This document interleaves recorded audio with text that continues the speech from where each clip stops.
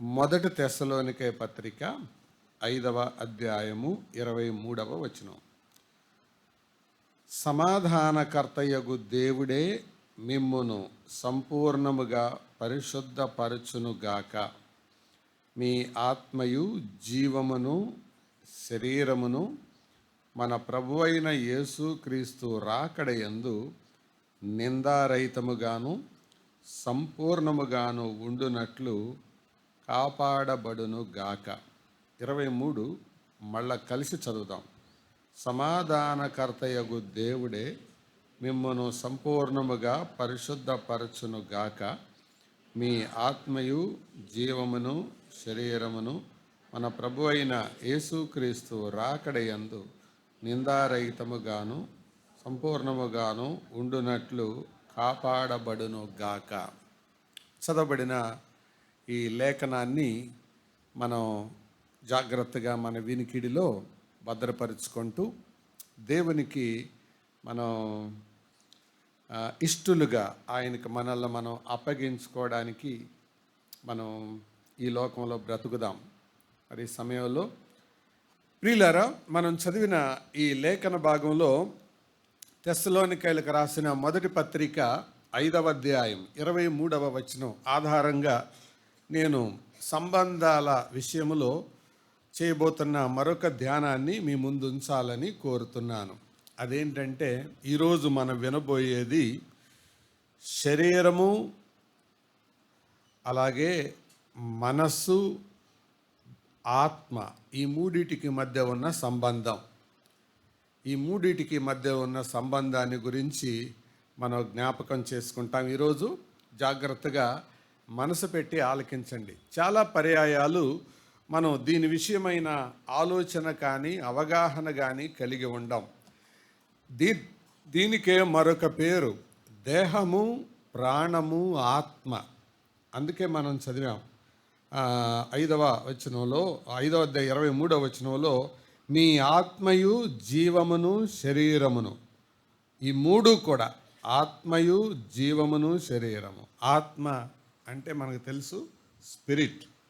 తర్వాత జీవము అంటే అదే ప్రాణం లేదా మనస్సు. 3 శరీరం. దేవుడు ముగ్గురు వ్యక్తులు. దేవుడు ఒక్కడే, వ్యక్తులు ముగ్గురు: తండ్రి, కుమార, పరిశుద్ధాత్ముడు. ప్రత్యక్ష గుడారములో 3 భాగాలు: ఆవరణ, పరిశుద్ధ స్థలం, అతి పరిశుద్ధ స్థలం. మనిషిలో 3 భాగాలు. మొదటిది దేహము, మనస్సు, ఆత్మ. దేహము, ప్రాణము, ఆత్మ, ఈ 3 ఒకసారి కొంచెం స్పష్టంగా ఉండడానికి ఒక పిక్చర్ చూడండి. పైకి కనబడుతున్నది శరీరం, అక్షరార్థంగా ఉండేది. ఆ లోపట ఉన్నది ఆత్మ, మనస్సు, దాన్నే ప్రాణం అంటారు. తర్వాత జీవమని మనం చదువుకున్నామే, ఆ 3వది ఆత్మ. అన్ని మత గ్రంథాలు చెప్పేది ఏంటంటే ఆత్మకు చావు లేదని. దేవుని వాక్యం కూడా చెబుతుంది, మన్నైనది వెనుకటి వలె మంటికి పోవును, ఆత్మ దాని దయచేసిన దేవుని యొద్దకు మరలా పోవును. అయితే మనం గుర్తుంచుకోవాల్సింది ఏంటంటే, మనం ఎన్ని రకాలుగా బ్రతికినా, ఎన్ని డ్రామాలు వేసినా, ఈ దేహం ఉన్నంత వరకే. ఈ మూడిటిల్ని కట్టుకట్టి దేవుడు భూలోకంలోనికి పంపించాడు. ఈ మూడిటిల్లో దేహము అనేది చచ్చిపోతే ఆ మిగతా 2 వేరైపోతాయి, సపరేట్ అయిపోతాయి. అందుకు దేహము అనేది కూడా చాలా ప్రాముఖ్యమైనది అని మనం జ్ఞాపకం ఉంచుకుందాం. దేహం అనేది భూలోకంలో మట్టిలో కలిసిపోతుంది. అది పూడ్చినా, తగలబెట్టినా, ఏమైనా కూడా.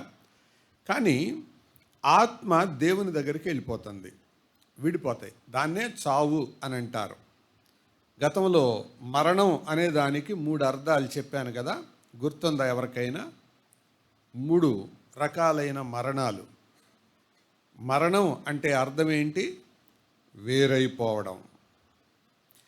దేవుని నుంచి మనిషి ఆత్మ వేరైపోయి బ్రతకటం, దానిని ఆత్మీయ మరణం అన్నారు. అలాగే ఈ దేహము నుంచి ఆత్మ వేరైపోయి బ్రతకటం, దానిని భౌతిక మరణం అన్నారు. దేవుని నుండి ఆత్మ లేక ఇవి వేరైపోయి బ్రతకటం నిత్య మరణం. శాశ్వత కాలం వేరైపోయి బ్రతకటం, దాన్ని నిత్య మరణం అన్నారు. సో మరణం 3 రకాలు. ఒకటి ఆత్మీయ మరణం. అంటే ఏంటి చెప్పండి? దేవునికి వేరై బతకడం. ఇందాక ఆరాధనలో మనం విన్న తలంపదే. మీరు మీ పాపముల చేతను అపరాధముల చేతను చచ్చిన వారై ఉండగా. అంటే ఎప్పుడైతే మనం పాపాల్లో అపరాధాల్లో బ్రతుకుతుంటామో దేవుని నుంచి వేరైపోతాం. అందుకే కదా యెషయా గ్రంథంలో కూడా ఆ మాట అన్నాడు, మీ పాపములు మీకును దేవునికి అడ్డంగా వచ్చాయి. కాబట్టి పాపం చేసే ఏ వ్యక్తి దేవునితో సంబంధం కలిగి బతకలేడు.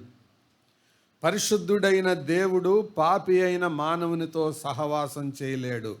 If you are living in sin, you have no relation with God. పాపములో నీవు బ్రతుకుతుంటే దేవునితో సంబంధం ఏమీ లేదుక. అది ఆత్మీయ మరణం. రెండవది, ఈ దేహము ఆత్మ 2 వేరైపోతే అది భౌతిక మరణం. మనకు తెలిసిన మరణం ఇదే. ఎవరైనా చచ్చిపోయారు అని అంటే అర్థం ఏంటంటే వారి దేహము ఆత్మ వేరైపోయిందని. దానికి చాలా థియరీలు ఉన్నాయి. ఇప్పుడు ఆ థియరీల జోలికి మనం వెళ్ళొద్దు. చివరి చావు ఏంటో తెలుసా? దేవుని నుండి మనిషి పూర్తిగా వేరైపోవడం. దీన్ని బైబిల్ అగ్ని గంధకములతో మండు గుండము అంది. 2వ మరణం అని పేరు పెట్టింది. కాబట్టి మరణం ఎన్ని రకాలు? 3 రకాలు. యేసు ప్రభువు నందు నిజంగా ఎవరైతే విశ్వాసం ఉంచారో వారిలో ఆత్మీయ మరణం తప్పింది వారికి. అందుకనే యోహాను సువార్త 3వ అధ్యాయంలోను 5వ అధ్యాయంలోను ఈ మాట రాయబడింది, నా యందు విశ్వాసం ఉంచువాడు మరణములో నుండి జీవములోనికి దాటి ఉన్నాడు. నువ్వు విశ్వాసం ఉంచిందే నిజమైతే ఆత్మ మరణంలో నుంచి దాటేసింది. రెండవదిగా, ఈ దేహం లోపల ఉండే ఆత్మ ఏదో ఒక సమయంలో విడిపోయి వెళ్ళిపోవాలి తప్పకుండా. అది 50 ఏళ్ళ 70 ఏళ్ళ చెప్పలేం. అయితే ఎప్పుడు వచ్చదో ఆ మరణం మనకు తెలియదు. కానీ అది విడిపోయినప్పుడు జరిగేది భౌతిక మరణం. ఇంకా ఎవరైతే యేసుక్రీస్తు నందు విశ్వాసం ఉంచకుండా వాళ్ళు చచ్చిపోయారో వాళ్ళు శాశ్వత కాలం ప్రభువుకు దూరం అయిపోతారు. దాన్ని ఆత్మీయ నిత్య మరణం, ఇటర్నల్ డెత్ అంటారు. 3 మరణాలు జ్ఞాపకం ఉంచుకుందాం. అయితే ఈ మరణాల విషయంలో ఈ సంబంధం అనేది దేహం ఉన్నంత వరకే ఈ లోపట వాటితో సంబంధం ఉంటుంది, తర్వాత వేరైపోతాయి. ఒక మాటలో చెప్పాలంటే ఈ దేహము ప్రాణాన్ని ఆత్మను కట్టిపడేసి బంధించి ఉంటే ఒక తాడు లాంటిది. ఆ తాడు గనక తెగిపోతే ఎటుదట్టి వెళ్ళిపోతుంది. అందుకనే ఒక పాట ఉండేది, వెండి త్రాడు విడిపోగానే బంధాలన్నీ పటాపంచలే. వెండి తాడు అంటే వెండి తాడు అనేది ఎక్కడి నుంచి తీశారంటే ఆ మాటని ప్రసంగి గ్రంథం 12వ అధ్యాయంలో నుంచి తీశారు ఆ టెక్స్ట్ని. దానికి రకరకాలైన వ్యాఖ్యానాలు ఉంటాయి. వాటిల్లో ఒకటి ఏంటంటే ఈ రెండిటిని కట్టేసే దేహం అన్నమాట. అది విడిపోతే బంధాలు అయిపోతాయి. చచ్చిపోగానే చేసే మొదటి పని ఏంటి? ముందు ఇంటి వాళ్ళందరూ మీద పడి ఏడుస్తారు. ఫస్ట్ పాయింట్కి గుర్తుంచుకోండి, నెక్స్ట్ జరిగేది అదే. ఎవరైనా చచ్చిపోతే ఇంటి వాళ్ళందరూ మీద పడి ఏడుస్తారు. మీరు గుర్తుంచుకోవాల్సిన మాట ఏంటో తెలుసా? మహా ఏడిస్తే 2 గంటలు ఏడుస్తారు అంతే. పాతేసేదాకా ఏడుస్తారు, తర్వాత మర్చిపోతారు, ఫినిష్. ఇంట్లో చచ్చిపోతే వసారాలో పెడతారు, వసారాలో చచ్చిపోతే బయట పెడతారు, బయట నుంచి బయటకే తీసుకెళ్తారు. ఆ తర్వాత వీధుల్లో ఫ్లెక్సీలు కడతారు, రోడ్ల మీద ఫ్లెక్సీలు కడతారు. అది అక్కడ ఉండే వాళ్ళకి ఇష్టం లేకపోయినా ఒకరోజు తట్టుకుంటారు, రెండో రోజు ఆ ఫ్లెక్సీని చూసి తట్టుకోలేక ఏమండి ఎప్పుడు తీస్తారు అది అంటారు మర్యాదగా. అంటే అది చూసి ఉండలేరు. ఇది మానవ జీవితం. అయితే దేహం అనేది దేవుడు మనకిచ్చిన ఒక బహుమానం. దీని విషయమై మనం చాలాసార్లు నిర్లక్ష్యంగా బతుకుతుంటాం. దేహం గురించి ఈరోజు ప్రత్యేకంగా మనం ఎందుకు నేర్చుకుంటున్నాం ఈ మధ్య సంబంధం అని అంటే, ఈ దేహము ఉన్నంత వరకే మనం ఈ పనులు చేయగలుగుతాం. నేను చెప్తాను, ఈ దేహము యొక్క ప్రాముఖ్యత చెప్పటానికంటే ముందు ఈ దేహములోనికి ఉండే ఈ దేహము ద్వారా జరిగే కొన్ని పనులు చెప్తాను. ఈ దేహము 5 జ్ఞానేంద్రియాలపైన ఆధారపడి ఉంటుంది. మొదటిది ముక్కు, రెండవది నాలుక, మూడవది స్పర్శ, చర్మం అంటారు, నాలుగవది చెవులు, ఐదవది కళ్ళు. దీన్నే పంచేంద్రియాలు అంటారు. గుర్తుంటాయా? కళ్ళు, ముక్కు, నాలుక, చెవులు, చర్మం. ఈ నాలుక మనకి ఎంత మోసం చేస్తుందో తెలుసా? నాలుక మనల్ని ఎంత మోసం చేస్తుందో తెలుసా? ఏదైనా కూర నాకు ఇష్టం అని ఎవరైనా చెప్పారు అనుకోండి, దేన్ని బట్టి చెప్తారు? ఈ నాలుకను బట్టే. ఈ నాలుక నీ శరీరానికి హానికరమైన వాటిని అపేక్షిస్తుంది. జ్ఞాపకం పెట్టుకో. ఏదైతే నీ శరీరానికి హానో అదే అపేక్షిస్తుంది, కోరుకుంటుంది. ఉదాహరణకి స్వీట్లు అందరికి ఇష్టమే, కానీ షుగర్ జబ్బు వచ్చిన వాళ్ళకి మైండ్ చెబుతుంటుంది ఏమని? తినబాకు అంటది. మళ్ళీ అందులో వెంటనే మనసు ఎంటర్ అవుతుంది. ఎంటర్ అయ్యి ఏం కాదు తిను అని. కొంచెం ఆత్మ సంబంధులైతే దానికి ఒక స్పిరిచువల్ పెయింట్ వేసి ఏమంటారు? ప్రార్థన చేసుకొని తిను అంటే, ప్రే అండ్ ఈట్, ప్రార్థన చేసుకొని తిను, ఏం కాదు. జ్ఞాపకం పెట్టుకో, ఈ 3 కలిసి ఉన్న సపరేట్, ఇవి సపరేట్ ఈవెంట్స్, సపరేట్ ఐడెంటిటీస్ అన్నమాట. అది మనం జ్ఞాపకం ఉంచుకోవాలి. ఇంకొక సంగతి చెప్తాను. ఈ నాలుక మీరు తీపైనా, చేదైనా, మాంసమైనా, పప్పు అయినా, ఆకుకూర అయినా ఈ పార్ట్ వరకే. నాలుక యొక్క విస్తీర్ణం ఎంత ఉంటుందండి? మహా అయితే ఎంత ఉంటుంది? ఆ పార్టే మోసం చేస్తుంది. ఎలాగో తెలుసా? ఆ పార్ట్ దాటి ఈ లోయలో పడింది అనుకోండి, లోయ అంటే తెలుసు కదా, అక్కడి నుంచి అంత మామూలే, అక్కడ టేస్ట్లే ఉండవు ఇక.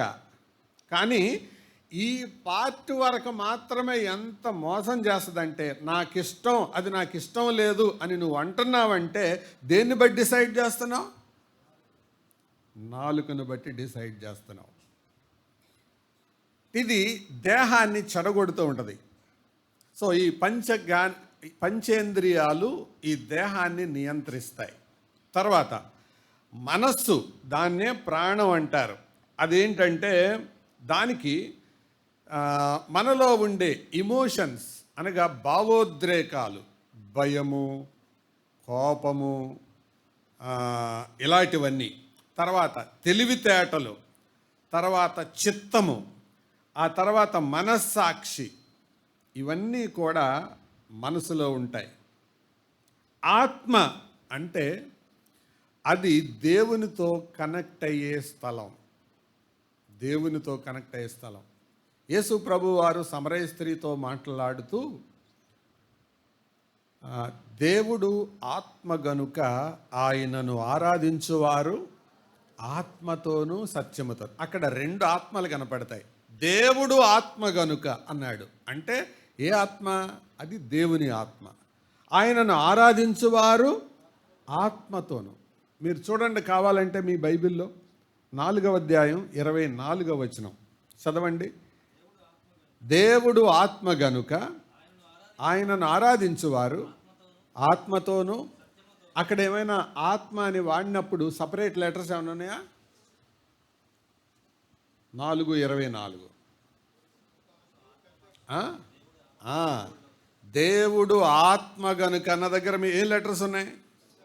పెద్ద అక్షరాలు ఉన్నాయి. అంటే దేవుని ఆత్మకు వాడబడిన లెటర్స్ పెద్దవి. మళ్ళీ ఆయనను ఆరాధించువారు ఆత్మతోననుంది కదా.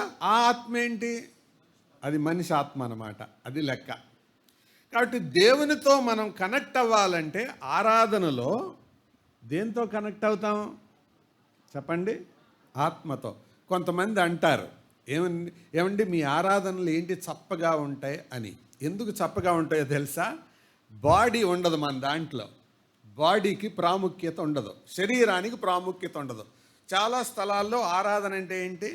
గెంతటం, ఎగరటం, ఊగటం, చప్పట్లు కొడటం. ఇదంతా దేనికి సంబంధించింది? శరీరానికి సంబంధించింది. శరీరము కేవలము నిష్ప్రయోజనం అని బైబిల్లోనే రాసింది. అందుకే మనం వాయిద్యాలు వాడం. వాయిద్యాలు 3 రకాలు: గాలి వాయిద్యము, తోలు వాయిద్యము అండ్ తీగ వాయిద్యం. గాలి వాయిద్యం అంటే ఫ్లూటు ఇలాంటివి. తీగ వాయిద్యం అంటే సితార్, వీణ, వైలిన్ ఇలాంటివి. తోలు వాయిద్యం అంటే డ్రమ్ము ఇలాంటిది. మీకు తెలుసా? డ్రమ్ము మీద గనక, జాజ్ మీద గనక తీన్మార్ బీట్ బెన్నీ వేసాడంటే అందరూ ఊగేస్తారు. ఎన్ఎస్ఎంలో చదివేటప్పుడు అప్పుడు గోల్డ్ మెడల్ వచ్చినప్పుడు ఊరికి అందరి ముందు ప్లే చేయమని చెప్పారు అన్ని స్కూల్స్ వాళ్ళు. ఇక చేస్తుంటే మొత్తం అంతా వాళ్ళ బ్యాచ్ అంతా చేరి డ్యాన్స్ వేశారు అక్కడ. ఎందుకంటే తోలు వాయిద్యంలో ఆ పవర్ ఉంది, మనుషులతో నాట్యం ఆడించే పవర్ ఉందన్నమాట. అందుకే దాన్ని దూరంగా పెడతాం ఆరాధనలో. ఎందుకు? కనెక్ట్ అవ్వాల్సింది బాడీ కాదు, ఏది? ఆత్మ. బాడీ ఎక్కడైతే ఎంటర్ అయిందో ఆత్మకి ఇంపార్టెన్స్ తగ్గిపోద్ది. అందుకనే మనం వాటిని దూరంగా పెడతాం. సరే, ఏదేమైనప్పటికీ కూడా ఆత్మ కనెక్ట్ అవ్వడానికి, దేవునితో కనెక్ట్ అవ్వడానికి దేవుడు అనుగ్రహించిన ఒక గొప్ప సాధనం. అందుకే నరుని ఆత్మ యెహోవా పెట్టిన దీపం. ఇది ఈ 3 మనం ఎరిగి ఉంటే, ఇప్పుడు చెప్పండి, చావు లేనిదేది? ఆత్మ. చచ్చిపోయేదేంటి? దేహం. ఈ రెండిటికి మధ్యలో బ్రిడ్జ్ ఏంటి? అదే ప్రాణం, మనస్సు. ఇప్పుడు చెప్పండి, మనం ఎక్కువగా దేనికోసం ప్రయాసపడతాం? నిజం చెప్పండి. శరీరం, తిండి. అయితే దానికోసం ఎక్స్ట్రా కేర్ తీసుకోనక్కర్లేదు, కానీ దేవుడిచ్చిన దాన్ని జాగ్రత్తగా వాడుకుంటే చాలు. సరే, ఇందులో నేను ఈరోజు ఒక 5 సంగతులు మీ ముందు పెట్టడానికంటే ముందు నెక్స్ట్ పిక్చర్ వేయండి. ఇది ప్రాణము మధ్యలో ఉంటుంది, దాన్నే మనస్సు అంటారు. శరీరం అక్కడ ఉంటుంది, ఆత్మ ఇక్కడ ఉంటుంది. మనం ఎలా ఉన్నామో చూపించేదేంటి? అద్దం. అద్దంలో మనం చూసుకునేదేంటి? మన దేహమా, మన మనసా? దేహం. మరి మన ఆత్మను, మన మనసును చూపించేదేంటి? దేవుని వాక్యం. ఇప్పుడు చెప్పండి, శాశ్వత కాలం ఉండేదేంటి? ఆత్మనా, దేహమా?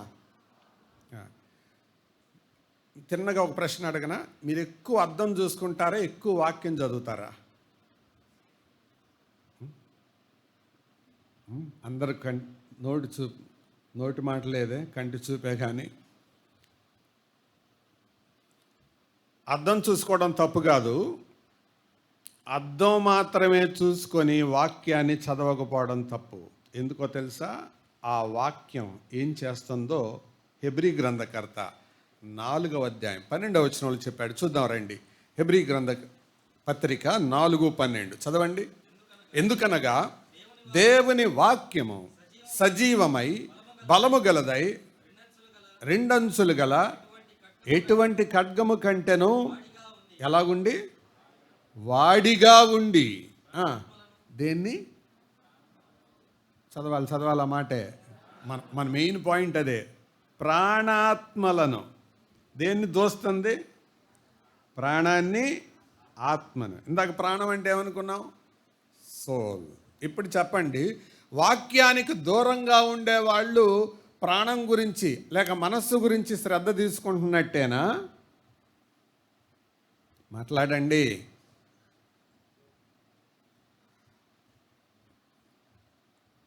వాక్యానికి దూరంగా ఉండేవాళ్ళు ఆత్మ గురించి శ్రద్ధ తీసుకుంటున్నట్టేనా? నో. సహోదరులారా, జాగ్రత్త. ఏది శాశ్వతమో ఏది అశాశ్వతమో మనం జాగ్రత్తగా గమనించాలి. ఒక చిన్న ఉదాహరణ చెప్తాను. 10 రూపాయల కాగితం, 100 రూపాయల కాగితం, 2000 కాగితం, 3 కాగితాలు గాలికి ఎగిరిపోతున్నాయి. తెలివి కలిగిన ఏ ఒక్కడైనా దేన్ని పట్టుకుంటాడు? మళ్ళీ అడుగుతున్నాను. 10 రూపాయల కాగితం, 100 రూపాయల కాగితం, 2000 కాగితం, 3 ఎగిరిపోతున్నాయి. జ్ఞానం ఉన్న ఏ ఒక్కడైనా, తెలివి కలిగిన ఏ ఒక్కడైనా దేని వెంట పడతాడు? 2000.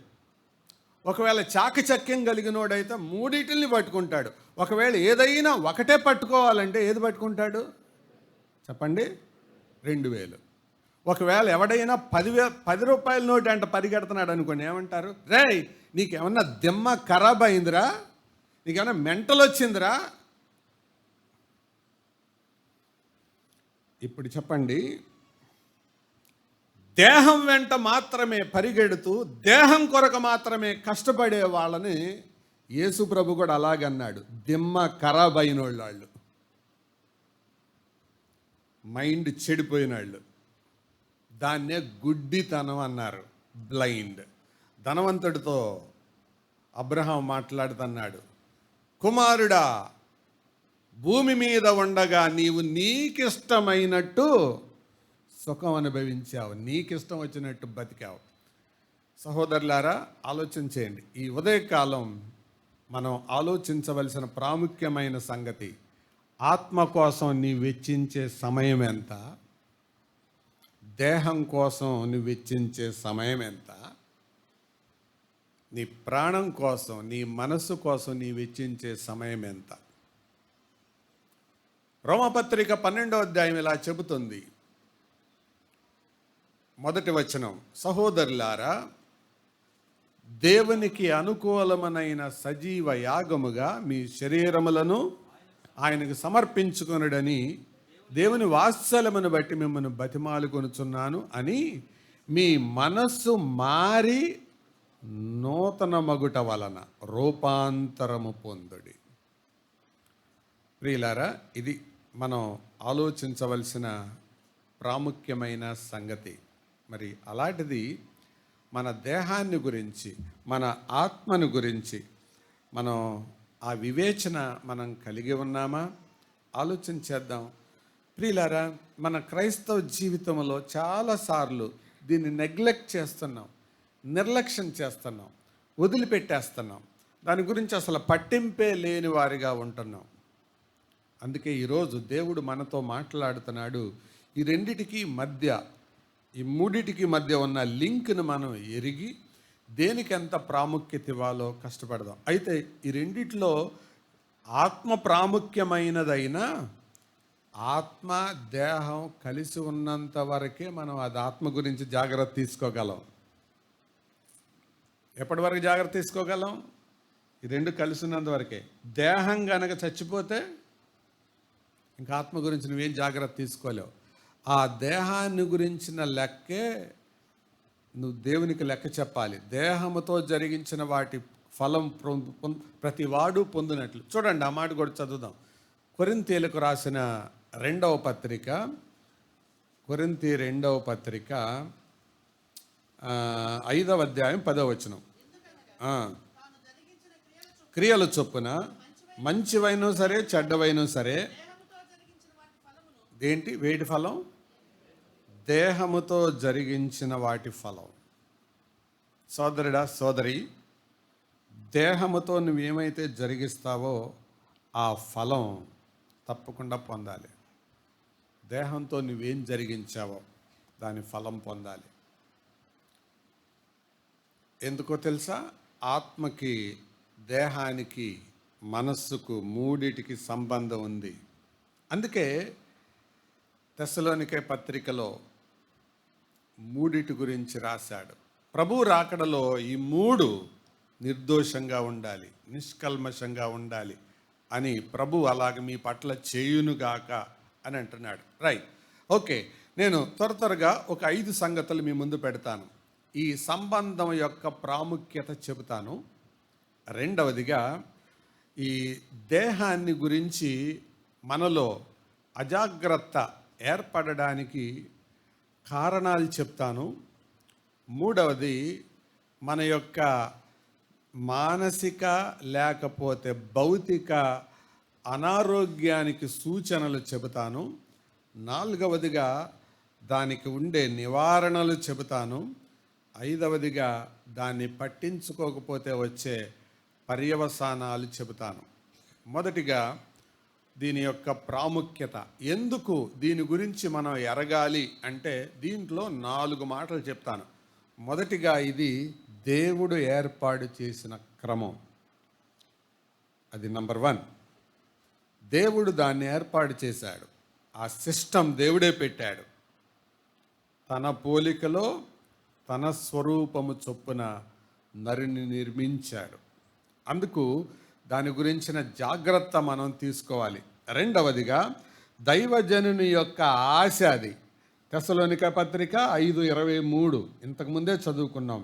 మీ ఆత్మయు జీవమును శరీరమును ప్రభు అయిన యేసుక్రీస్తు రాకడయందు నిందారహితముగాను సంపూర్ణముగాను ఉండునట్లు కాపాడబడును గాక అంటున్నాడు. అంటే మీ దేహం కాపాడబడాలి, మీ దేహం క్షేమంగా ఉండాలి, మీ ఆత్మ క్షేమంగా ఉండాలి, మీ జీవము, మీ ప్రాణం, ఈ 3 నిర్దోషంగా ఉండేలాగా అవి కాపాడబడాలి. ఎప్పుడన్నాడు? క్రీస్తు రాకడయందు నిందారహితంగా. ఎట్లా ఉండాలి? అందరు చెప్పండి, నిందారహితంగా. నిందారహితంగా అంటే రోజుకు మనం ఎన్ని గంటలు పడుకోవాలి? సుమారు 8 గంటలని అంటారు ఆరోగ్యకరమైన నిద్రకు. ఒకవేళ 6 గంటలే పడుకున్నామనుకో, దేవుడు మన మీద నిందేస్తాడు. దేహాన్ని నీకు ఇస్తే 6 గంటలే పడుకున్నావేంటి? అదొక నింద మన మీద పడుతుంది. ఒకవేళ 10 గంటలు పండుకున్నామనుకో, దేవుడు మళ్ళీ నిలదీస్తాడు. ఎందుకు? దేహానికి ప్రభువు ఎవరు? ఆయనే. మితిమీరి తిన్నామనుకో, దేహానికి జరిగే మలినాలు అవే. అతిగా తినడం, అతిగా నిద్రపోవటం, లేకపోతే అసలు నిద్రాహారాలు మానడం. ఎక్కువ తిన్నా ప్రమాదమే, తక్కువ తిన్నా ప్రమాదమే. షుగర్ డౌన్ అయితే మంచిదా, షుగర్ పెరిగితే మంచిదా? ఏంటో, 2 చెడ్డదే, ప్రమాదమే. బీపీ పెరిగితే మంచిదా, బీపీ తగ్గితే మంచిదా? బ్యాలెన్స్. రక్తపోటుకి ఒక బ్యాలెన్స్ ఉంది.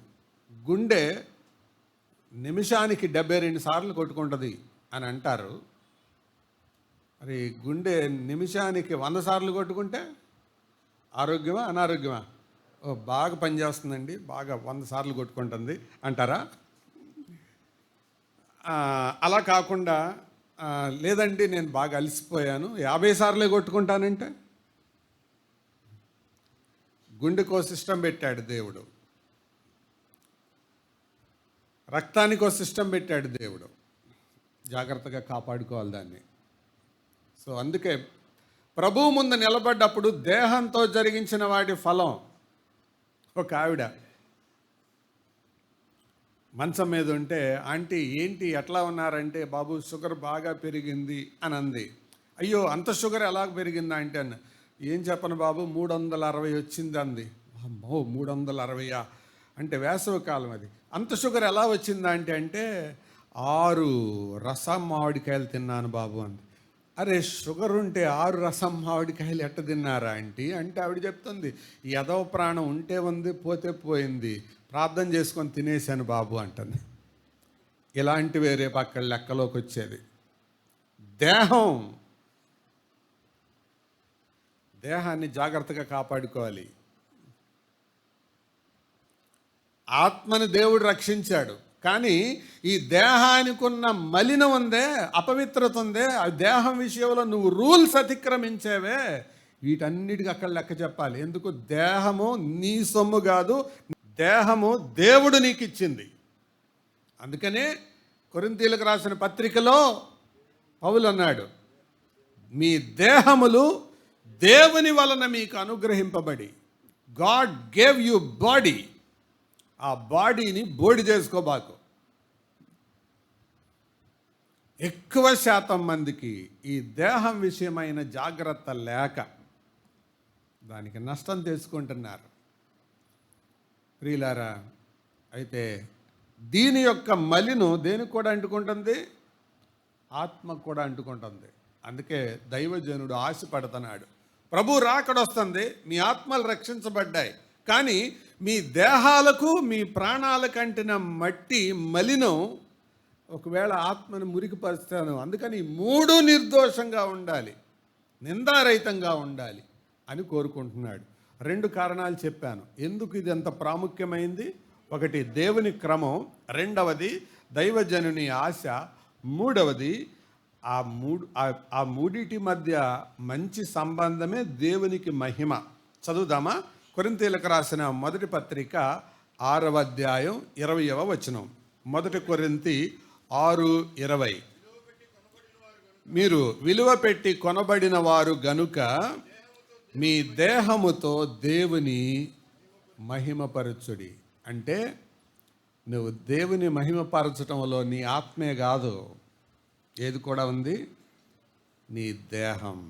మీ దేహముతో దేవుని మహిమపరచుడే. ఇప్పుడు చెప్పండి, పొద్దుగూకులు మనం అనారోగ్యానికి గురవుతూ ఉంటే దేవునికి సరైన మహిమ తేగలమా? మాట్లాడండి. అందుకనే ఆరోగ్యాన్ని జాగ్రత్తగా కాపాడుకోండి. 4వది, అది తెగిపోయిన తర్వాత ఇక నివారణ లేదు, దానికి ఏం చేయలేవు. అందుకే ఎయిడ్స్కు అడ్వర్టైజ్మెంట్ ఇలా రాస్తుంటారు, ఎయిడ్స్కు మందు లేదు, నివారణ ఒకటే మార్గం. దేహం కూడా అంతే, నివారించుకోవాలి. తెగిపోయాక ఇక నువ్వేం చేయలేవు. దేహంలో ఉన్నంత కాలం దేవునికి ఇష్టంగా బతకాలి, ఆ దేహాన్ని జాగ్రత్తగా కాపాడుకోవాలి. ఇది దీని ప్రాముఖ్యత. మరి ఈ దేహం విషయంలో మనం ఎప్పుడైతే అజాగ్రత్తగా ఉంటామో ఈ దేహానికి ఆత్మనే ఈ 3 తాకలేవండి. అది మనం జ్ఞాపకం పెట్టుకుందాం. అయితే ఎక్కువగా ఎఫెక్ట్ అయ్యేవేంటో తెలుసా? దేహము, మనస్సు. దేహానికి నొప్పి కలుగుద్ది, మనసుకు కూడా నొప్పి కలుగుద్ది. ఇంజెక్షన్ గుచ్చితే దేనికి నొప్పి? సూదంటే దేహానికి నొప్పి. ఒట్టి దేహానికే కాదు, మనసుకు కూడా ఉంటుంది. ఎలాగో తెలుసా? ఆ ఇంజెక్షన్ దగ్గరికి వస్తుంటే అది దేహాన్ని తాకక మునిపే మనసు. నేను ఒకసారి చిన్నతనంలో డాక్టర్ దగ్గరికి వెళ్ళాను. వెళ్తే ఒక ఆవిడ దాదాపు ఈ పోడియం అంతలా ఉంది, ఇలాగ నడుచుకుంటూ వచ్చింది డాక్టర్ గారి కూర్చొని. ఆయాసపడుతుంది. డాక్టర్ గారు అంటున్నారు, పరీక్ష చేసి అటెండర్ని ఇంజెక్షన్ అన్నాడు. అమ్మో, ఆమె చెయ్యి ఇంతలా ఉంది, ఇక పైకి లాగింది. ఆ డాక్టర్ గారు దూదిని దగ్గరికి తెస్తారు, ఇంజెక్షన్ కాదు, ముందు దూదితో రుద్దుతారు కదా, దగ్గరికి తెస్తుంటే అంటుంది ఆవిడ. సూది ఇంకా తాకేలా. అంటే శరీరానికి ఏం తగులుతుంది? శరీరానికి కాదు, మనసుకు భయం, నొప్పి. మీకు సంగతి తెలుసా? భయం నీ యొక్క ప్రాణములో, నీ మనస్సులో ఉండే రోగం. సర్వే చెప్పేది ఏంటంటే, కరోనాతో చచ్చిపోయిన వాళ్ళకంటే భయంతో చచ్చిపోయిన వాళ్ళే ఎక్కువ మంది అంట.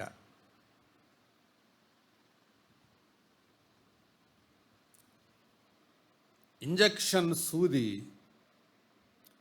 మామూలుగా గుచ్చినప్పుడు నొప్పి కలగాలి, కానీ గుచ్చుతుందేమో, అమ్మో ఎట తట్టుకోవాలి అని ఆలోచించే భయం ఉంటుందే, అది. ఎప్పుడైతే ఈ బ్యాలెన్స్, ఈ టైఅప్ అనేది జాగ్రత్తగా ఉండదో, అక్కడ వచ్చే రోగాల పేరే సైకోసోమాటిక్ డిసీజెస్ అంటారు. వాటిల్ని ఏమంటారు చెప్పండి? సైకోసోమాటిక్. సైకో అంటే మనస్సు, సోమా అంటే శరీరం. ఈ రెండిటికి కలిసి వచ్చే రోగాలే సైకోసోమాటిక్ డిసీజ్. మనస్సుకు ఆత్మకు కలిసి వచ్చే రోగం, మనస్సుకు ఈ దేహానికి కలిసి వచ్చే రోగం సైకోసోమాటిక్ డిసీజ్. భయం. అంతేకాదు, పగ, ద్వేషం, ఇవన్నీ లోపల మనస్సులో ఉండేవి. ఇందాక మనం చూసాం కదా పిక్చర్లో. అలాగే ప్రియులారా, మన క్రైస్తవ జీవితంలో వీటి గురించి చాలా జాగ్రత్త తీసుకోవాలి. అందుకు ఇది తెగిపోయిన తర్వాత వీటికి నివారణ లేదు. సో కారణాలు మనం చూస్తాం. మొదటి కారణం ఏంటో తెలుసా? భయం, అనారోగ్యాన్ని. ఈ సైకోసోమాటిక్ డిసీజెస్కి కారణం ఏంటో తెలుసా? భయం. రెండవది ఒత్తిడి, స్ట్రెస్ అంటారు. మూడవది ఆందోళన, యాంగ్జైటీ. నాలుగవది తిండి. ఐదవది నిద్ర. ఈ 5 నీకు సైకోసోమాటిక్ డిసీజెస్ తీసుకొస్తాయి. కారణాలు అవి.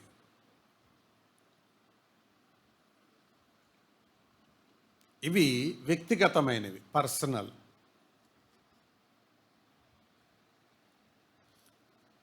తక్కువ తిన్నా నీకే ప్రమాదం, ఎక్కువ తిన్నా నీకే ప్రమాదం. కేవలం నీకు ఇష్టమైనవి మాత్రమే తిని ఆరోగ్యకరమైనవన్నీ వదిలేసినా నీకే ప్రమాదం.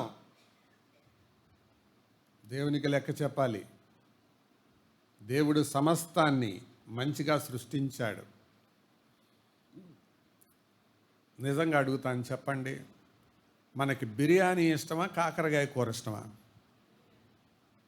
బిర్యానీ తినడం తప్పు కాదు, కాకరకాయ కూర తినకపోవడం తప్పు. దేవుడు దాంట్లో కూడా నీకు శరీరానికి కావలసిన పెట్టాడు.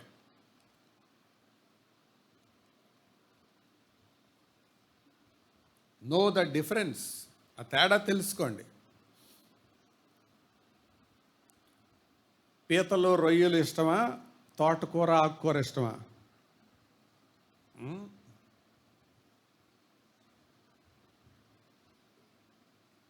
అవి తినటం తప్పు కాదు, లిమిట్. అందుకే నేను బిబ్లికల్గా ఒక మాట చెప్పాను. మనం తినే శాకాహారానికి మాంసాహారానికి నిష్పత్తి ఎంత ఉండాలో చెప్పాను. గుర్తుందా మీకు? 5 రొట్టెలు 2 చేపలు. వారానికి 7 రోజులు అనుకోండి. 2:5. 2 రోజులు ఇదైతే 5 రోజులు అది ఉండాలి. కానీ మనకి ముక్కలేందే ముద్ద దిగదు. మనమే పే చేసుకుంటాం. నష్టం మనకే. నిజానికి ఇశ్రాయేలీల కానాను యాత్రలో వారికి మాంసం పెట్టడం ప్రభువుకి ఇష్టం లేదు. అయితే వీళ్ళు కోరుకున్నారు. ఎవరు? ఇశ్రాయేల్ కోరుకున్నారు కాబట్టి ప్రభు ఇచ్చాడు, పూరేళ్ళు పంపించాడు. ఇచ్చాడు కానీ నెక్స్ట్ ఏం జరిగింది? చచ్చిపోయారు వాళ్ళు. అందుకే బ్యాలెన్స్డ్ డైట్, మనం ఏది ఎంత మట్టుకు తీసుకోవాలో అంత మట్టుకు తీసుకోవడం అది మంచిది. కారణం ఏంటంటే అలా లేకపోతే దేవునికి మహిమ తేలేం.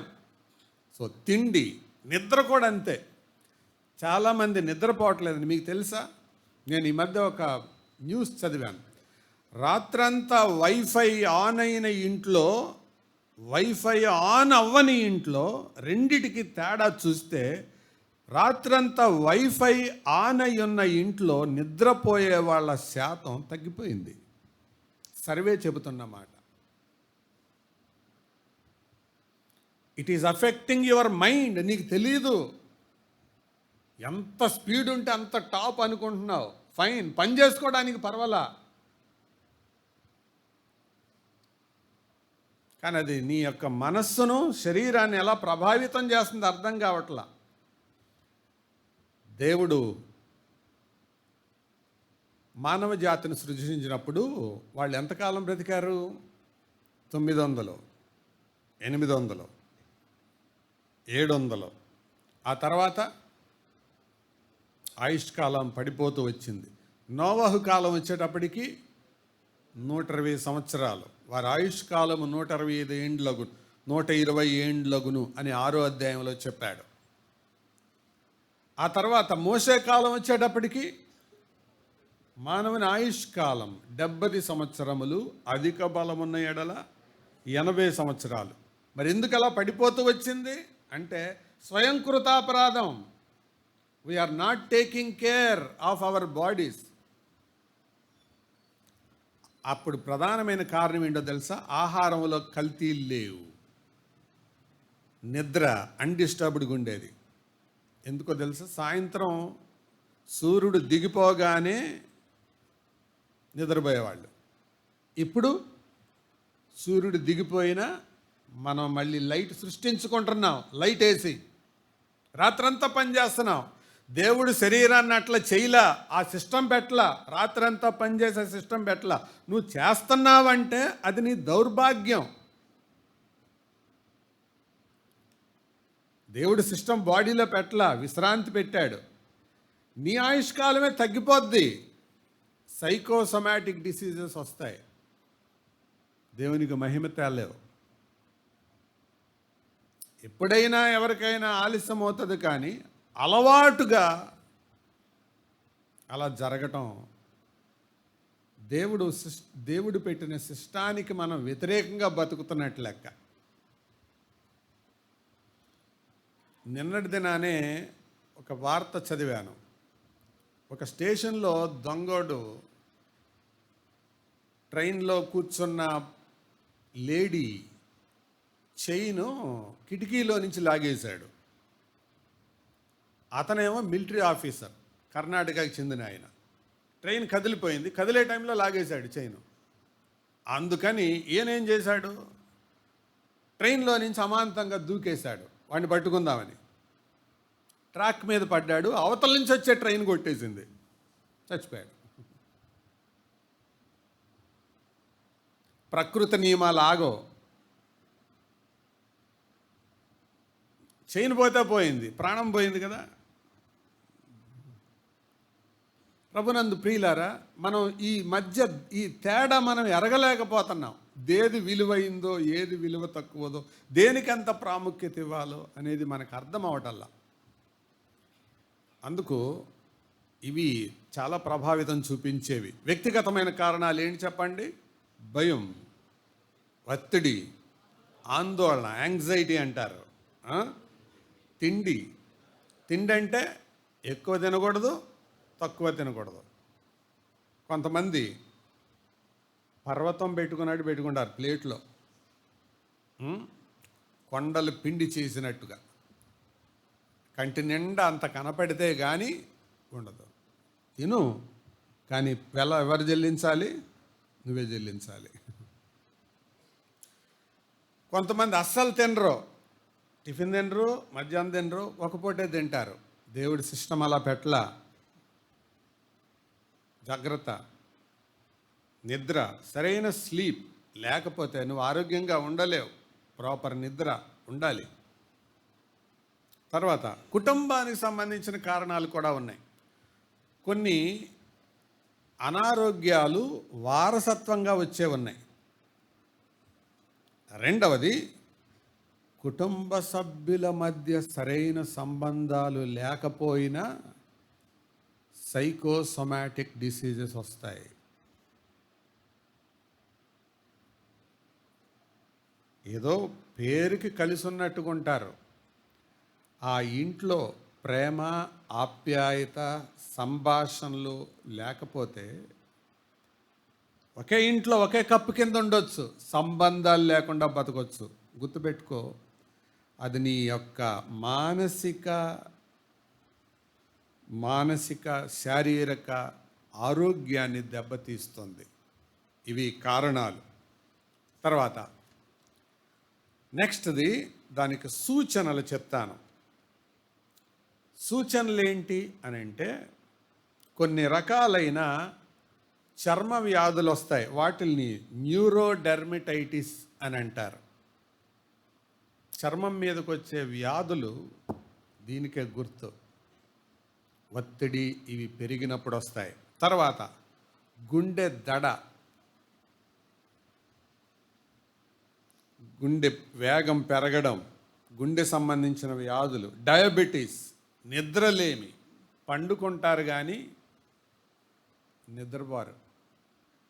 ఎవరికైనా నిద్ర సరిగా లేదనుకోండి, అదొక సూచన అనారోగ్యం ఉందని.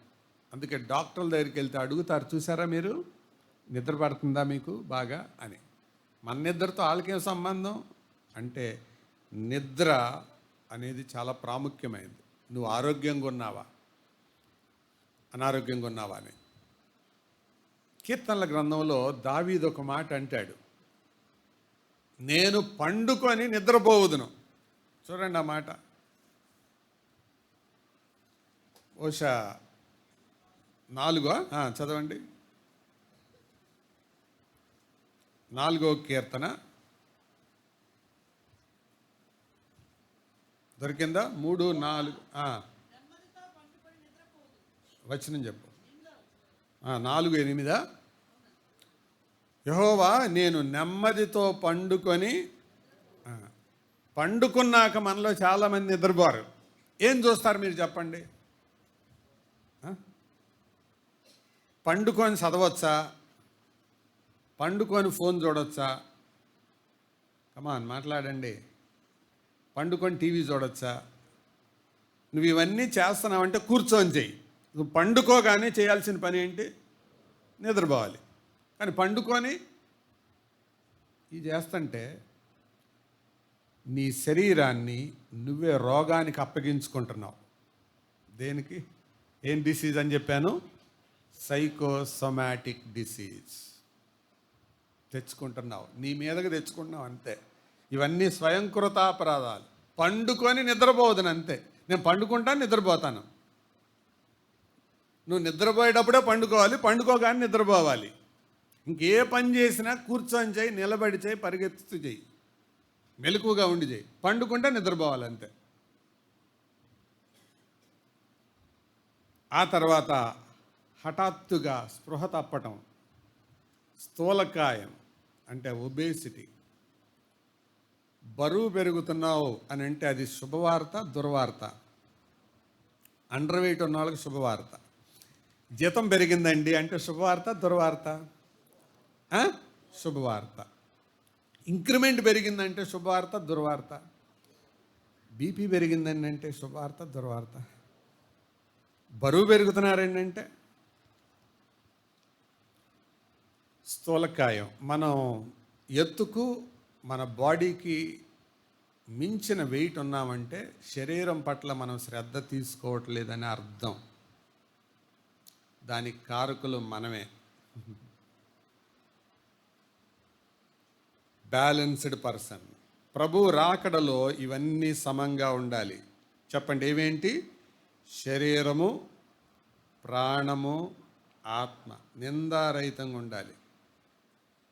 జాగ్రత్త తీసుకోకపోతే జరిగేది ఏంటో తెలుసా? కాలానికి ముందే పోతావు. అదేగా సొలొమోన్ అన్నాడు ప్రసంగిలో, నీ కాలమునకు ముందుగా నీవేళ చచ్చిపోతావు. నువ్వెందుకు చచ్చిపోతావు?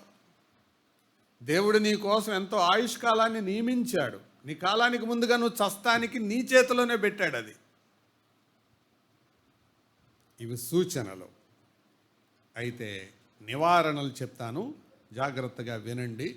ఇది మీరు అన్నీ రాసుకోవడానికి ప్రయత్నం చేయొద్దు, ఎందుకంటే తర్వాత అది గ్రూప్లో కూడా పెడతాను. ఇది అందరికి అవసరమే కాబట్టి.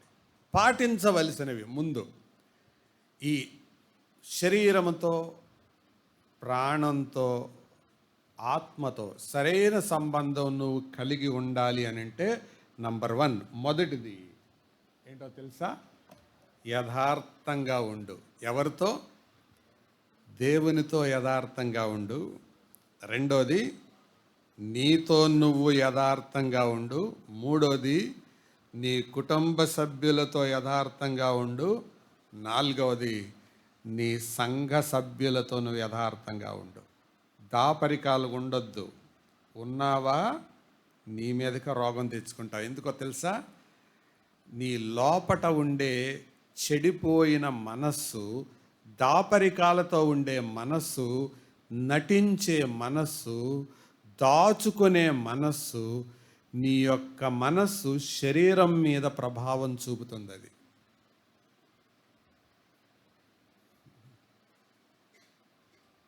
Be sincere to God, to yourself. ఒక ఆయన డాక్టర్ దగ్గరికి వెళ్ళాడు. వెళ్తే సంకలో చిన్న పుండు వచ్చింది. డాక్టర్ దగ్గరికి వెళ్తే డాక్టర్ గారు అన్నారు, ఏమండి ఇది క్యాన్సర్ లాగా ఉంది అన్నాడు. ఊరుకోండి చాలు కానీ మా ఇంట వంట క్యాన్సర్ లేదు అన్నాడు. తర్వాత ఒక ఆర్ఎంపీ డాక్టర్ దగ్గరికి వెళ్ళాడు. ఆయన అన్నాడు, సార్ డాక్టర్ దగ్గరికి వెళ్తే ఆయన క్యాన్సర్ అని చెప్పాడు సార్. అంటే ఎవరే చెప్పింది నీకు? క్యాన్సర్ కాదు, ఏం కాదు, జస్ట్ పుండు అన్నాడంట. ఇది చెప్పండి, ఈ రెండు వార్తల్లో ఏ వార్త బాగుంటుంది? చెప్పండి. మామూలు పుండు మందిస్తా తగ్గిపోద్ది అనేది బాగుంటుంది. బాగుంది. కొద్ది కాలం వాడాడు, 6 నెలలు గడిచింది, ఎక్కువైంది, నొప్పి పెరిగింది, సలుపు తగ్గట్లా. మళ్ళీ దగ్గరికి వెళ్ళాడు. వెళ్ళేటప్పటికి డాక్టర్ చెప్పాడు, స్కాన్ చేసి, ఏంటి ఇప్పుడేనా మొదటిసారి రావటం? లేదు సార్, ఏదో మందు వాడుతున్నాను. నీకు ఇది బహుశా 6 నెలల క్రితమే వచ్చి ఉండాలి. అవును సార్ వచ్చింది. క్యాన్సర్ 3rd స్టేజ్ అన్నాడు. శరీరంలో వచ్చే ఏ నొప్పిని నిర్లక్ష్యం చేయొద్దు. దేవుడు బాడీలో కొన్ని సూచనలు పెట్టాడు. అంటే డాక్టర్ చెప్పిన దాని విషయంలో తను ఏమనుకుంటున్నాడు? నాకేం కాలేదులే అంటారు. సహజంగా మనలో ఆ నేచర్ ఉంటుందండి. కింద పడతారు, దెబ్బ తగులుతుంది, ఏమైంది అని పక్కన వాళ్ళు అడిగితే ఏమంటారు? కొంచెం దెబ్బ తగిలిందండి అని అనరు, ఏం కాలేదులే అంటారు. అదే not sincere to your self. కొద్దిగా దెబ్బ తగిలిందండి, ఎంత తగిలింది అంతే చెప్పు. కొంతమంది అతిగా చెబుతారు. దానికి వేసి అస్సలండి ఇక్కడి నుంచి ఇక్కడ దాకా లాగేస్తుందండి పెయింట్ వేసి దానికి.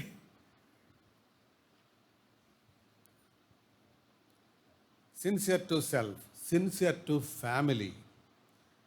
తల్లిదండ్రుల ముందు, పిల్లల ముందు దాపరికాలు ఉంచొద్దు. ఎందుకో తెలుసా? యథార్థతలో ఆరోగ్యం ఉంది. యథార్థవంతులకు చీకటిలో, పెద్దగా చెప్పండి, వెలుగు పుట్టను.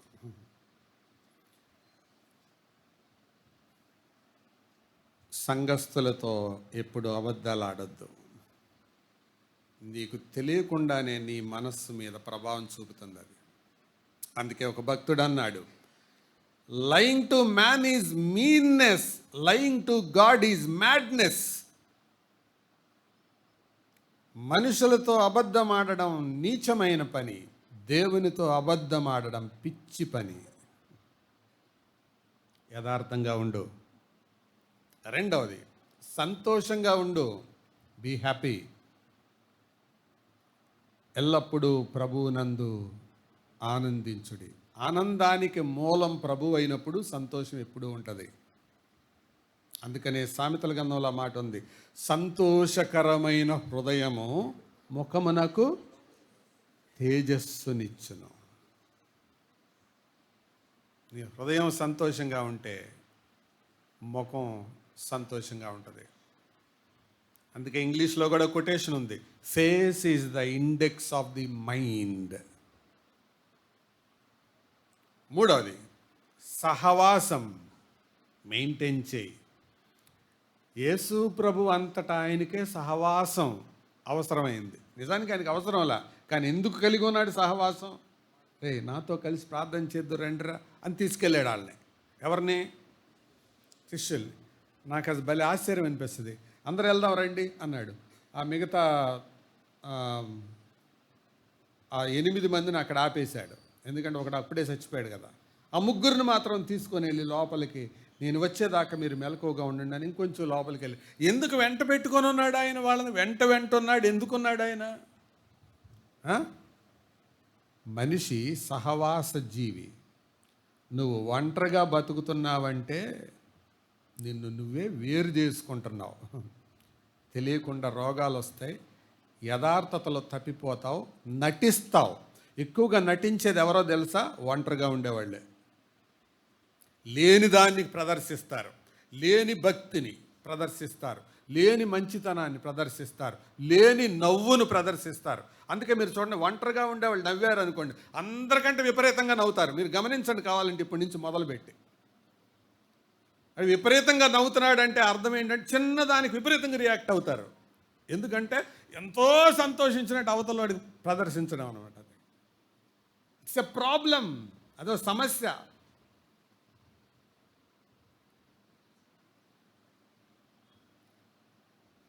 అర్థమవుతుందా? సంతోషంగా ఉండు, సహవాసములో ఉండు. పౌలంతటా ఆయనకి అవసరమైంది సహవాసం. తిమోతికి కూడా అదే చెప్పాడు. తిమోతి, ఒంటరిగా ఉండొద్దు. ప్రభువుకు ప్రార్థన చేసే వాళ్ళు ఉంటారే, వాళ్ళతో విశ్వాసాన్ని, ప్రేమను, సమాధానాన్ని వెంటాడు. వాళ్ళు ఎలాంటోళ్ళు అయితే అలాంటోళ్ళు కాదు, వాళ్ళు పవిత్ర హృదయులై ఉండాలి. వాళ్ళతో వెంటాడు. పనికిమాలినోళ్ళతో కాదు, సహవాసం కాపాడుకో. వీటన్నిటిలో ఉందండి ఆరోగ్యం. తర్వాత 4వది, సమతులాహారం. మీకే కనపడుతుందిగా, చెప్పండి. సమతులాహారం అంటే దేవుడిచ్చిన ఆహారాలు నీ శరీరానికి సరిపోయేవి.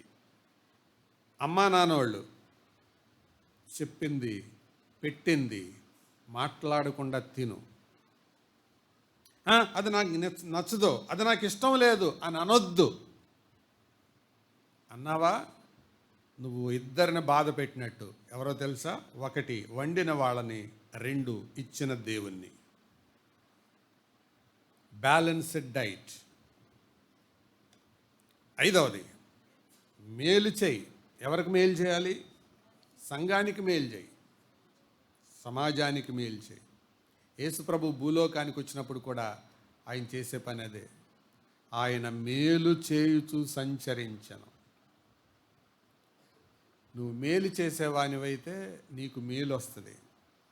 అందుకే గలతీ పత్రిక 6:9 ఇలా రాసిపండి, మనం అందరి ఎడల మేలు చేయడము, మరి విశేషముగా విశ్వాస గృహమునకు చెందిన వారి ఎడల మేలు చేయడం.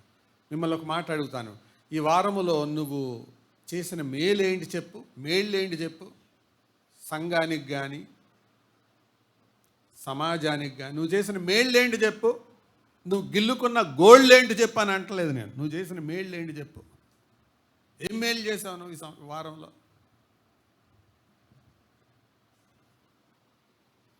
ఆ తర్వాత సరైన వ్యాయామం. కొంతమంది అంటారు, ఏమండి అసలు మా పనే మాకు సరిపోద్దండి అని అంటారు. నో, పని వేరు, వ్యాయామం వేరు. తేడా చెప్తాను వినండి. పని చేసేటప్పుడు నువ్వు అడ్డదిడ్డంగా పని చేస్తావు. వ్యాయామం చేసేటప్పుడు ఒక రిథం ఉంటుంది. గుండె lub dub lub dub lub dub అని కొట్టుకుంటుందా? లబ్ అని ఒక నిమిషం ఆగి మళ్ళీ డబ్ అని కొట్టుకుంటుందా? ఒకవేళ అలా కొట్టుకుంటే మళ్ళీ అలా కాకుండా lub dub dub lub dub dub lub dub అని అలా కొట్టుకుంటే ఆ గుండె ఉంటుందా, పోద్దా? పోద్ది. అంటే దేవుడు ఒక రిథం పెట్టాడు. వ్యాయామంలో ఒక రిథం ఉంది. ఆ రిథం, సృష్టిలో ఒక రిథం ఉంది. 3 నెలలు లేదా 4 నెలలు వేసవికాలం, 4 నెలలు వర్షాకాలం, 4 నెలలు చలికాలం. ఒక రిథం సృష్టిలో పెట్టాడు, శరీరంలో పెట్టాడు. వ్యాయామం చాలా అవసరం. ఇక్కడే చాలామంది నిర్లక్ష్యం చేస్తుంటారు. ఆ తర్వాత నేను వివరించి చెప్పలే, పుస్తక పఠనం. వ్యాయామం ఒంటికి మంచిదైతే పుస్తక పఠనం మనస్సుకు మంచిది. మీ మనస్సు బాగుండడానికి మీరు చేసే పనులు ఏంటి చెప్పండి? ఒకటి, పుస్తక పఠనం మంచిది. కొంతమంది పుస్తకం చదవరు, కొంతమంది పుస్తకాలు అన్నీ కొంటారు కానీ ఒకడు కూడా చదవరు. నవ్వుతున్నారంటే టచ్ అయినట్టుంది. తర్వాత సరదా సమయాలు తప్పకుండా ఉండాలి. ఒకవేళ మ్యూజిక్, డ్యాన్స్, నవ్వడం, కుటుంబ సభ్యులతో సమయాన్ని గడపడం. జ్ఞాపకం పెట్టుకోండి, సంబంధాలు, సరదా సమయాలు చాలా చాలా ప్రాముఖ్యమైనవి. దాని కొరకు సమయాన్ని వెచ్చించాలి. సమయాన్ని వెచ్చించకుండా పోవవి. అర్థమవుతుందా సహోదరులారా, సహోదరీలారా? జాగ్రత్త. 8వదిగా ప్రతికూల భావాలు. ఎవరిలో అయితే ఈ ప్రతికూల భావాలు ఉంటాయో, ఏమేమి ప్రతికూల భావాలు కనపడుతున్నాయా? ఇంగ్లీష్లో ఏమంటారు దాన్ని? నెగటివ్ ఫీలింగ్స్, అసూయ. సొలొమోనే అన్నాడు, మత్సరము ఎముకలకు కుళ్ళు. మత్సరం ఏంటి? మైండ్లో ఉండేది. ఇందాక చెప్పాక మనసులో ఇవి ఉంటాయని. నీ ఎముకలు పాడైపోతాయి, ఎముకల్లో నొప్పులు పడతాయి, నీకు బాడీ పెయిన్స్ వస్తున్నాయి అంటే, రొమటైట్ ఆర్థరైటిస్ వస్తుందంటే, ఒకవేళ దీనికి రీజన్ మత్సరమేమో ఆలోచించి. అన్నీ అని చెప్పడం, జస్ట్ థింక్ ఓవర్. ఎముకలకు కుళ్ళు బైబిల్లో ఉన్న మాటే. తర్వాత పగ, తర్వాత విమర్శన వైఖరి. అంటే కొంతమంది ప్రతి దాన్ని విమర్శిస్తారు, పైకి అనలేకపోతే లోపలే పెట్టుకుంటారు, ప్రతి దాంట్లో ఒక విమర్శ లాగుతారు. అది నువ్వేదో తెలివి కలిగినోడిని అనుకుంటావు కానీ ఒరిజినల్గా జరిగేది ఏంటో తెలుసా?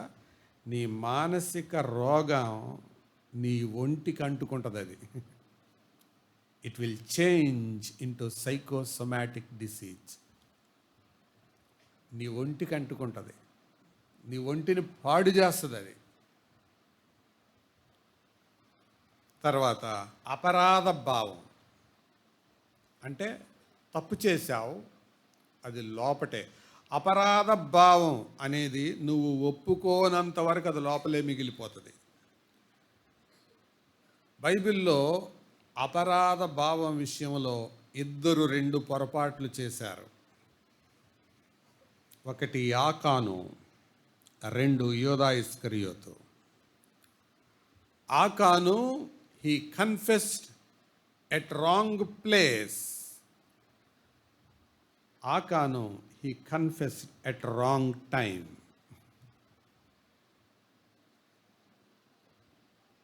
అపరాధ భావం. యేసు ప్రభువు నమ్మేసిన ఆ నాణ్యాలు తీసుకొని వెళ్ళి వాళ్ళకిచ్చాడు. మాకు అక్కర్లేదు, తీసుకెళ్ళిపో అన్నారు. అవి అక్కడే పడేశాడు. ఏళ్ళ ముందు చెబితే యాక్సెప్ట్ చేయలా.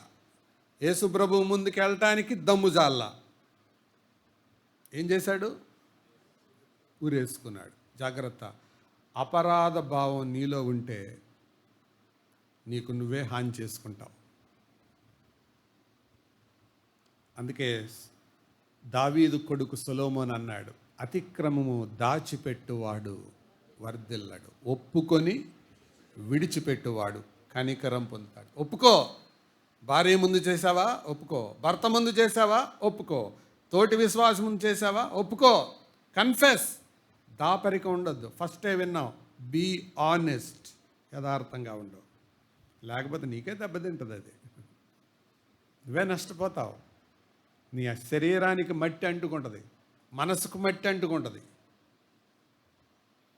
Achan confessed at wrong time, చచ్చిపోయేదాకా ఒప్పుకోలేదు. ఇద్దరు కనికరం పొందల. అపరాధ భావం మనిషిని ఎలా కుంగదీస్తుందో ఒక వచనం చూపిస్తాను చూడండి. కీర్తనల గ్రంథం 32వ కీర్తన, Psalm 32:4. దివారాత్రము నీ చెయ్యి నా మీద బరువుగా నుండెను, నా సారము వేసవి కాలమున ఏమైంది? దావీదు బలాఢ్యుడా బలహీనుడా? మరి ఎందుకు ఎండిపోయింది? సారం ఎందుకు ఎండిపోయింది? తప్పు చేసి కప్పెట్టుకున్నాడు. సోదరుడా సోదరి, నువ్వు భౌతికంగా ఎండిపోతున్నావు అంటే అర్థం బహుశా లోపల ఒప్పుకొని పాపం ఏదైనా ఉందేమో.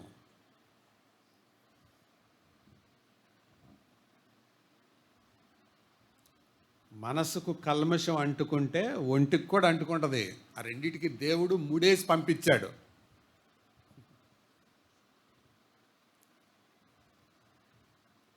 సో దాని విషయమై జాగ్రత్త మనం కలిగి ఉందాం. ఎన్నోది ఇప్పుడు మనం చూసేది అపరాధ భావం, 8వది. నెక్స్ట్ 9వది ఒత్తిడి. ఒత్తిడిని 2 రకాలుగా తీసుకునే వాళ్ళు ఉంటారు, పాజిటివ్ అండ్ నెగటివ్. ఒత్తిడి ఎందుకు వస్తుందో తెలుసు? అసలు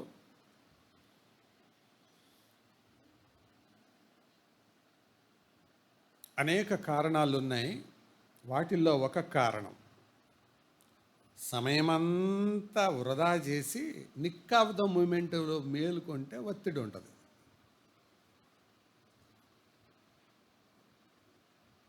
ప్రయాణానికి 5 గంటలు రైలో విమానమో అనుకోండి. ఒత్తిడి లేకుండా ఉండాలంటే ఇది నీ మైండ్లో ఉండాలి. నువ్వు మిగతాలతో మాట్లాడి ఏ పని చేసినా అది అడ్జస్ట్ చేసుకుంటూ బ్యాలెన్స్ చేసుకుంటూ ప్లాన్ ప్రకారం పని చేసుకుంటే ఒత్తిడి ఉండదు.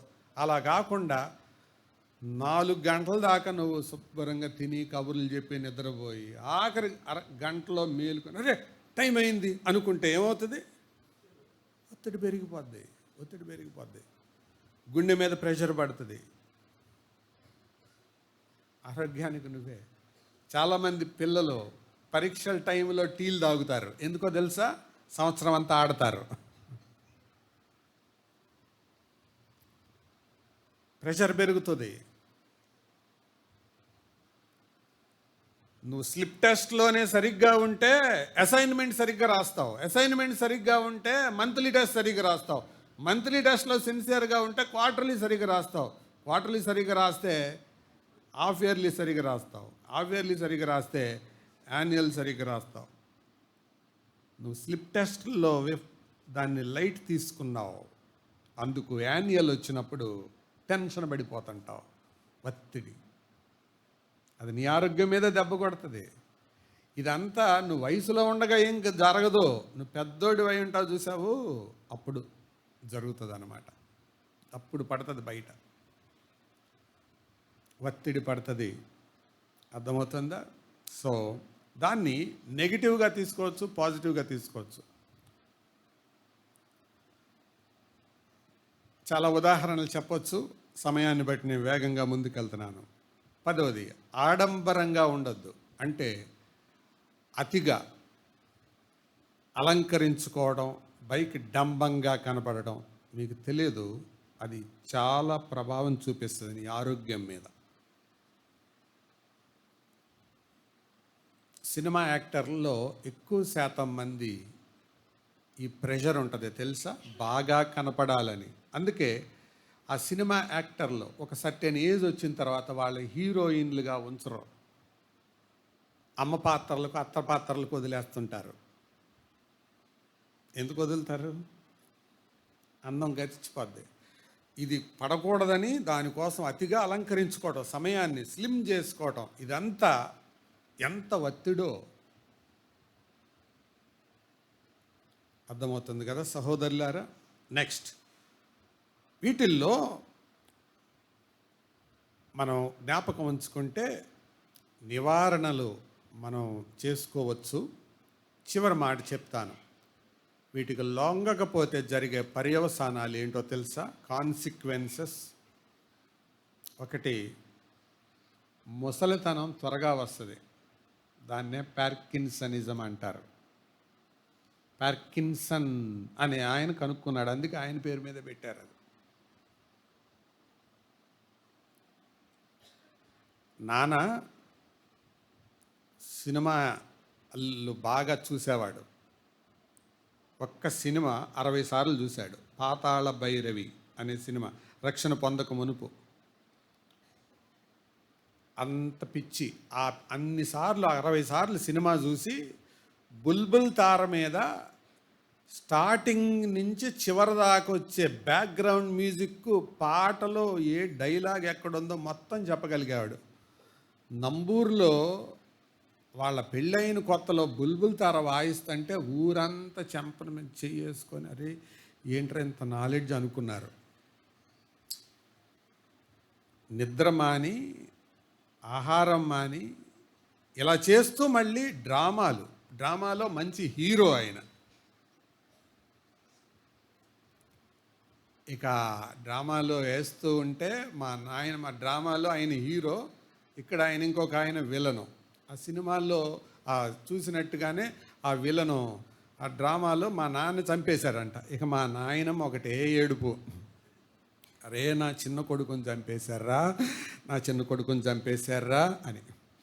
ఈ లేతగా పగలను పనికి వెళ్ళటం, రాత్రులంతా నిద్రగాయటం, 3ంటికి డ్రామా అయిపోయేది. ఈ టీం అంతా కలిసి న్యూ ఇండియా హోటల్ సెంటర్కి వెళ్ళేవాళ్ళు, రైల్వే స్టేషన్ దగ్గర. అక్కడ టీ తాగి రావడానికి మళ్ళీ వచ్చి పొద్దుట వచ్చాడు 6 అయ్యేది.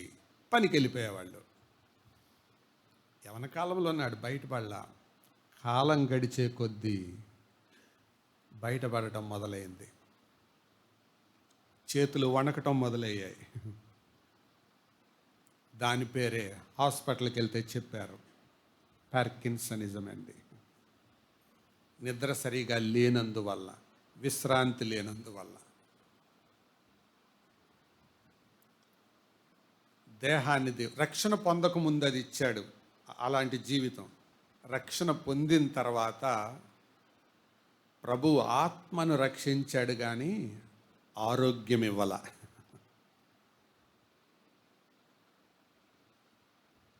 పౌలును కూడా అంతే, ఆత్మను రక్షించాడు కానీ చూపివ్వల. దమస్కు రోడ్డు మీద వెళ్తుండగా కళ్ళు పేలిపోయినాయి. ఆ దృష్టి లోపం అలాగే మిగిలిపోయింది. మూర్ఖత్వం దృష్టి లోపం వచ్చేలాగా చేసింది.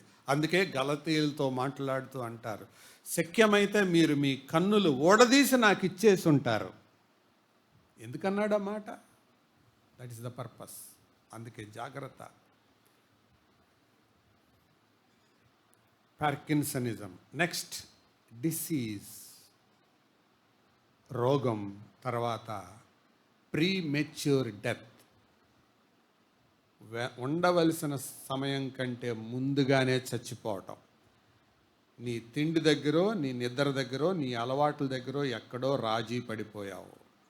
గుర్తుపెట్టుకో, అసలు మనకున్న ఆయుష్కాలమే 70 అనుకోవాలి, అంతే. రెండవదిగా మనం అనుకోవాల్సింది ఏంటంటే, ఏ రోజైనా ఈ లోపు నేను చచ్చిపోవచ్చు. అందుకేనగా మోసే ప్రార్థన చేశాడు, మా దినములు లెక్కించుట మాకు నేర్పుము అన్నాడు. అందుకే కదా. కాబట్టి ఈ వయసులో జాగ్రత్తని దినాలు లెక్కించుకోవడం నేర్చుకొని జాగ్రత్తగా బ్రతుకు. లేకపోతే జరిగేదేంటో తెలుసా? చూడండి ఆ మాట, ప్రసంగి గ్రంథం 9వ అధ్యాయం 12వ వచనం. ప్రసంగి 9:12.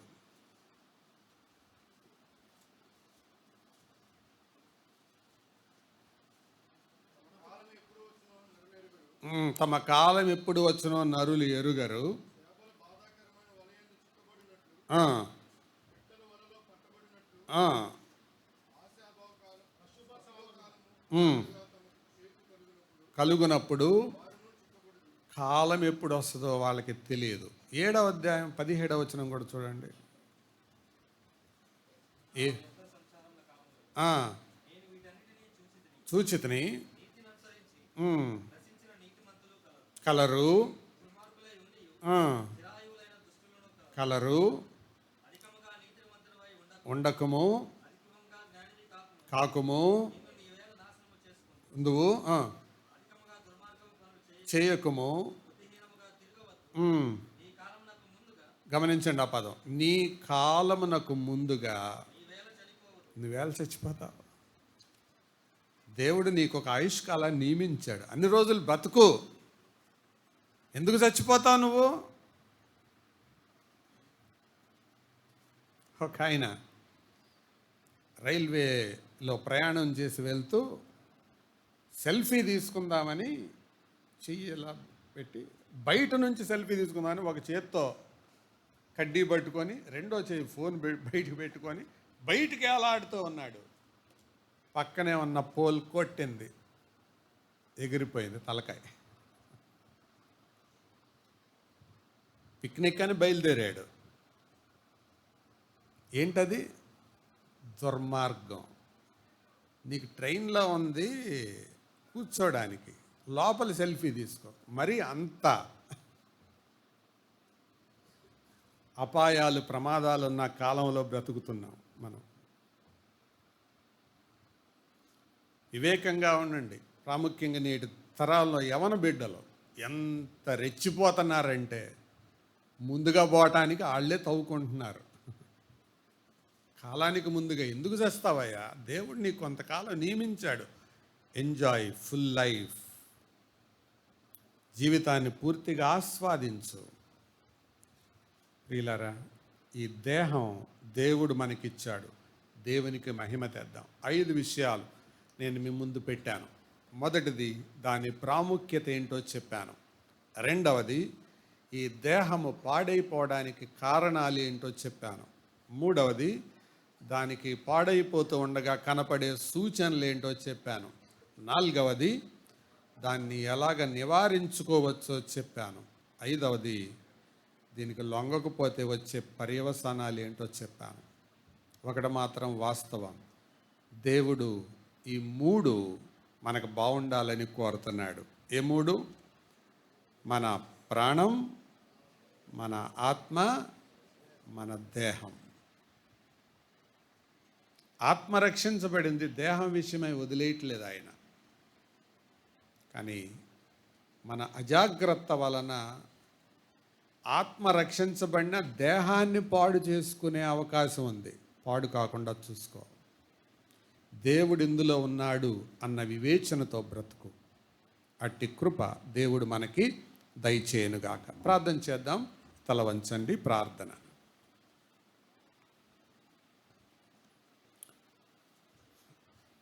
మనందరి పక్షంగా ప్రశాంత్ ప్రార్థన చేస్తారు. ప్రార్థన చేస్తుండగా మనం ఏకీభవిద్దాం.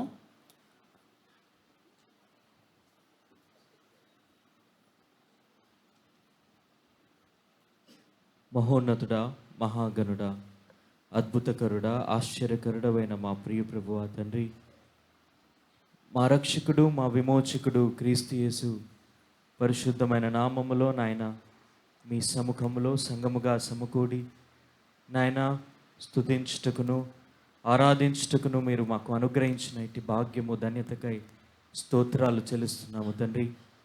నాయన మీ కృప వల్లనే తండ్రి ఈరోజు ప్రభు దినాన తండ్రి సంఘముగా నాయన కూడుకొని మాకును మీరు అనుగ్రహించిన ఇటు భాగ్యాన్ని బట్టి స్తుతిస్తున్నాం.